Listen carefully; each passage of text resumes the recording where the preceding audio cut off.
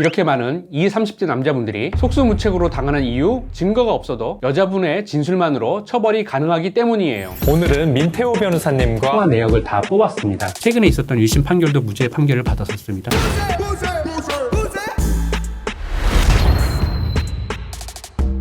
출근길이나 퇴근길, 버스나 지하철에 앉아 졸다가 내리실 곳을 지나친 경험이 있으실 겁니다. 특히 주말에는 술에 취해서 쓰러져 자는 분들도 보이죠. 그런데 최근 이렇게 졸고 있는 20, 30대 남자분들을 노린 범죄가 늘어나고 있다는 것을 알고 계시나요? 우리가 졸다 보면 자연스럽게 옆 사람에게 기대고 몸이 기울어지는데 바로 이런 점을 노려서 상대방이 나를 성추행했다, 더듬었다고 고소를 하는 경우입니다. 이 범죄의 특징은 첫 번째, 주로 버스보다는 사각지대가 많은 지하철에서 많이 일어난다는 점. 두 번째, 졸고 있거나 술을 마신 분들이 타겟이 된다는 점입니다. 이 상황에서 갑자기 성추행범으로 몰리면 정신 차릴 틈도 없이 머릿속이 새하얘질 수밖에 없겠죠. 문제는 여기서 증거가 없으니 별일이 없을 거야 라고 가만히 계신다면 생각지도 못한 방향으로 상황이 흘러갈 수 있다는 것입니다. 성추행을 포함한 많은 성범죄는 명확한 증거가 없어도 피해자의 진술만으로 처벌이 가능하기 때문이에요. 그렇다면 일단 지목되면 빼도 박도 못하다는 걸까요? 여기서 성추행범으로 오해받았지만 결국 무죄를 받은 실제 사례 2개를 소개해 드리려고 합니다. 첫 번째 사례는 지하철을 기다리던 중 일어난 사건이에요. A양이 지하철 타는 곳에 서 있었는데 열차가 도착하고 문이 열리는 순간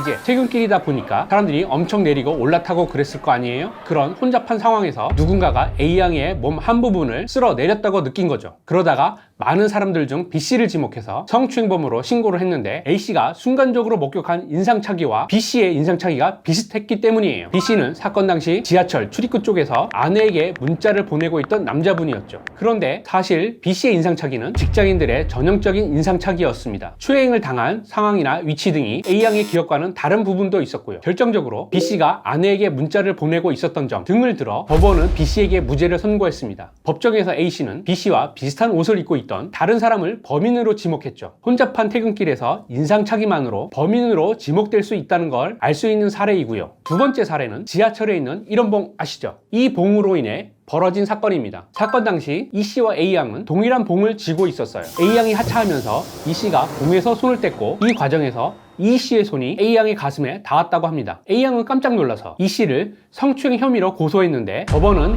A씨 진술 이외에 달리 범행을 인정할 증거가 없고 전체적으로 봤을 때 봉에서 손을 떼는 과정에서 살짝 신체 접촉이 있었을 뿐 추행을 위해 접촉했다고 단정하기 어렵다고 판단하여 무죄를 선고했습니다. 이 2개의 사례는 둘 다 무죄가 선고되긴 했지만 두 사건의 공통점은 손을 쥐고 있었다, 봉에서 손을 떼고 있는 중이었다 와 같이 추행이 아니라고 볼 만한 상황이 있었기 때문이라고 할 수 있어요. 하지만 현실에서는 운이 나쁜 경우도 있는 법인데 변호사로서 대처법을 알려드리고 싶지만 사실 매사에 조심하는 것 말고는 이렇다 할 대처법이 없다는 것이 안타까워요. 앞서 말씀드렸듯 성추행은 피해자의 진술만으로 조사가 진행될 수 있고 특히나 여러분이 술을 먹은 상황이라면 경찰 입장에서 나의 진술을 쉽게 믿기 어렵기 때문입니다. 따라서 술을 먹었다면 대중교통을 타는 것을 웬만하면 피하시는 것이 좋고요. 타더라도 일행과 같이 움직이는 것이 좋습니다. 일행이 있으면 목격자가 될 수 있으니까요. 보통 이런 사건은 손에서 시작되기 때문에 첫 번째, 어쩔 수 없는 상황이라면 손의 위치를 조심하시고 가방을 앞에 메고 손을 가방 위에 올려놓기. 두 번째, 안 쓰는 손은 주머니에 넣는 등 손을 너무 자유롭게 휘둘리지 않는 것을 권해드릴게요. 만약 불가피하게 죄를 인정해야 되는 상황이라면 수사 단계에서 최대한 피해자와 합의를 보려고 노력하여 합의를 하면 초범인 경우에는 처벌 없이 기소유예로 끝날 수 있습니다. 여기까지 요즘 20대, 30대 남자들이 타겟이 되고 있는 성추행 범죄에 대해 변호사의 생각과 대처법을 말씀드려 보았는데요. 주변에 남자분들이 있다면 공유를 해주시면 예방에 도움이 되실 것 같고요. 눈 뜨면 코 베어가는 세상, 삶의 무기가 되는 지식을 함께 하실 분은 구독을 눌러주세요. 좋아해 주시는 만큼 양질의 영상을 준비해 오겠습니다. 지금까지 법무법인 선승 대표 변호사